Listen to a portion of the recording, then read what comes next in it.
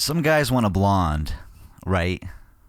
Some a brunette, others a redhead. I've got all three. My lady likes hair dye, right? And DIY. The first time she caught my eyes, they caught fire quick.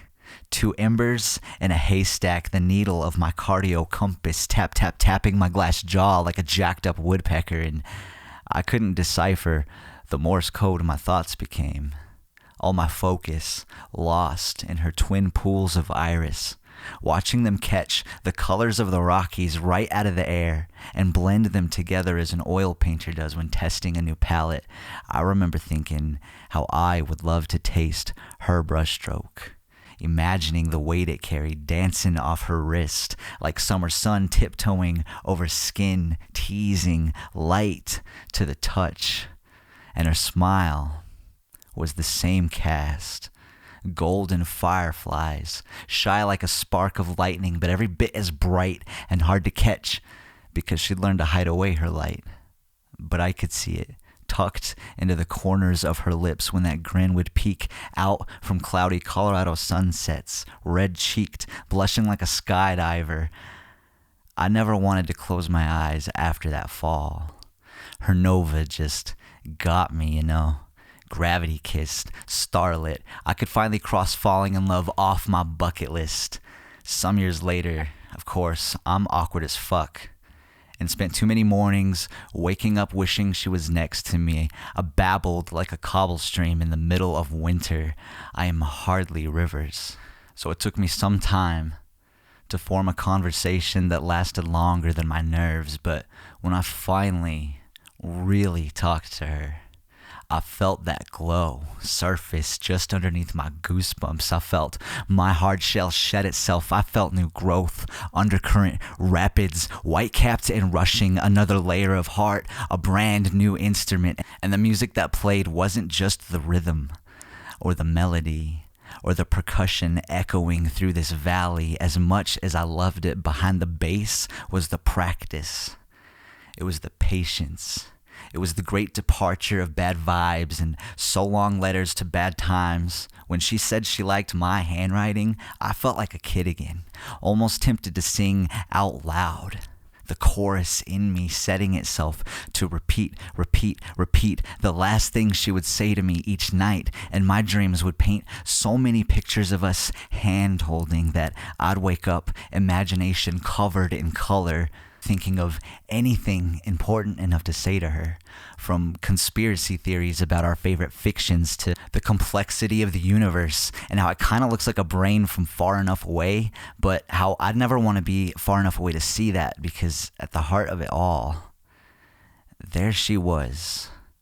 A golden flower, smiling daylight, rocking bedhead, sweatpants, crooked shirts, and I felt like if all the stars drew closer together and learned to share their warmth, that is what my sky is now.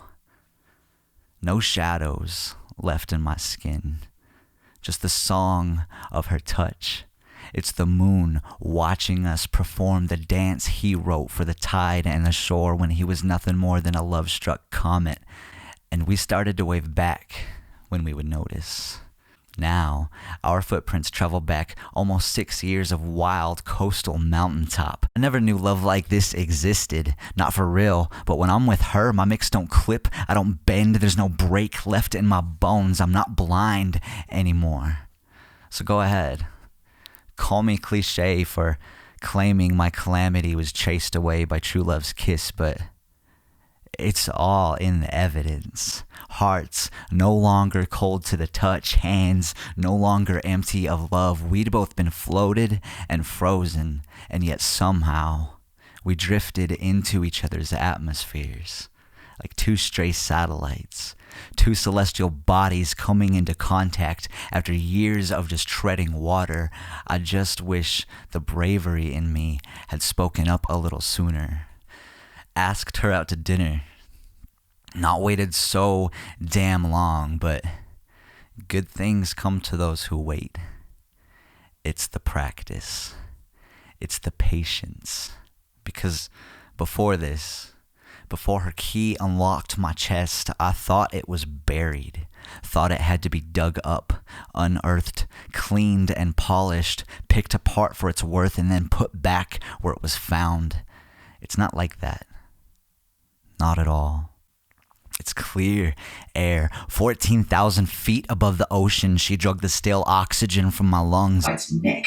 Every time she spoke, and every time she speaks, I breathe so open and calm. The sea, I fear, may grow jealous of this and leave the dust of the shore and crawl its way back up the continent just to see love for what it looks like when it's not just pulling away.